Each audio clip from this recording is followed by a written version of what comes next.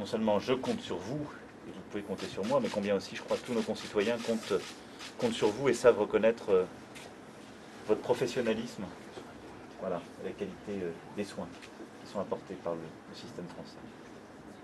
Merci à vous pour ça. Professeur, alors, comment vous voyez les choses? Comment je vois les choses, vous voulez dire de l'opinion? Oui.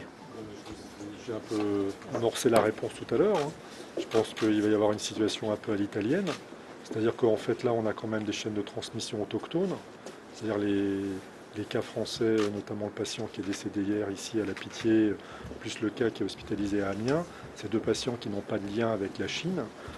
Donc ça traduit le fait qu'il y a des chaînes de transmission autochtones en France. Et donc ça veut dire que le virus circule déjà parmi nous. Donc c'est ça la vérité qu'il faut malheureusement avoir à annoncer. Donc le virus circule. En même temps, les personnes qui sont décédées, vous me disiez, ne sont pas décédées directement du virus. Non. Alors allez-y. Voilà, il se trouve qu'effectivement les deux personnes qui sont décédées en France sont des personnes qui soit avaient une comorbidité, par exemple comme le patient chinois qui est décédé à Bichat, soit sont décédés d'une autre pathologie, même s'ils étaient infectés. Mais là, je suis un peu gêné de parler de ça, parce qu'il y a quand même le chef de service de la réanimation dans lequel le patient est décédé, donc je préférerais que ce soit lui qui en parle plutôt que moi. Mais je pense qu'il est très important. En Italie, les patients qui décèdent, c'est beaucoup des patients qui sont âgés ou qui ont des comorbidités, des cancers, des choses comme ça. Donc, si vous voulez, moi, je vois un peu cette infection comme la grippe, même si je sais que ce n'est pas le virus de la grippe, c'est clair, mais je vois ça un peu comme le virus comme la grippe, c'est-à-dire c'est une maladie qui touche des personnes fragiles, des personnes avec des comorbidités, des personnes âgées, même si, évidemment, il peut y avoir des patients jeunes qui soient également touchés.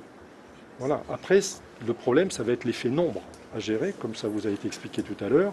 C'est-à-dire que même si la gravité est beaucoup plus faible que ce qu'on croyait, parce que probablement qu'elle est beaucoup plus faible que ce qu'on croyait, probablement que ça se transmet beaucoup mieux que ce qu'on pensait, c'est les deux réalités qu'on constate actuellement. Et après, c'est l'effet nombre. C'est-à-dire que si vous avez, même si c'est 0,01% de mortalité, je dis n'importe quoi, mais mettons que c'est ça, c'est probablement un peu plus élevé. Mais bon, c'est difficile de le savoir. On n'a pas un bon dénominateur au jour d'aujourd'hui.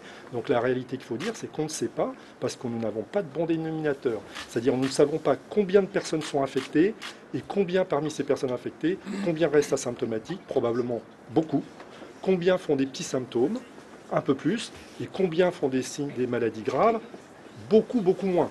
Mais on ne connaît pas le pourcentage exact. Donc c'est un vrai problème. Mais mettons que ce pourcentage est de 0,1%. Ben, si on a 1000 personnes, le système n'aura aucun problème pour prendre ça en charge. Mais si c'est 1 million de personnes ou 10 millions de personnes dans un espace très réduit de temps, ben là, on va avoir de grosses difficultés à les prendre en charge.